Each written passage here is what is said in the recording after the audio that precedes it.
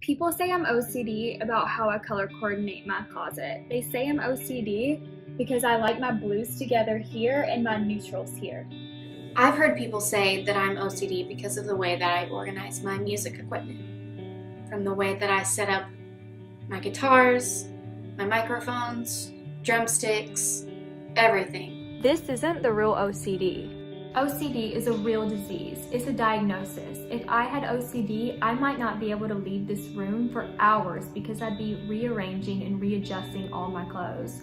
But instead, I throw on an outfit, head out to dinner, go meet friends, and I don't give my closet a second thought. If I was diagnosed with OCD, maybe I would have to zip and unzip my backpack 8 times before I could go on with my day, to the point that it would make me late to an appointment. I've gone through life hearing people say they have OCD, thinking that what they really have is a preference.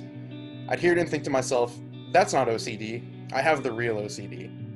Obsessive compulsive disorder, frequently called OCD, is a chronic and long-lasting mental illness in which a person has certain thoughts repeatedly called obsessions and feels the need to perform certain routines repeatedly called compulsions. The person is unable to control either the thoughts or activities for more than a short period of time.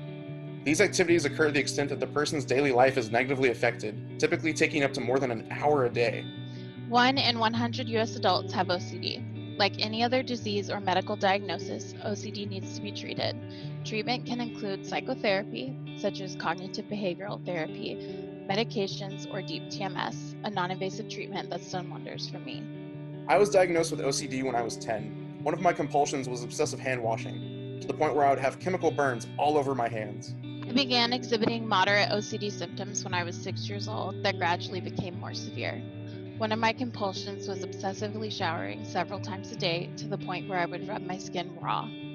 Because my house was broken into at a young age, I never really felt safe, obsessively fearing that my door wasn't locked. My compulsions and thoughts took over my life. Deep TMS gave me my life back, and I want others to have their lives back too.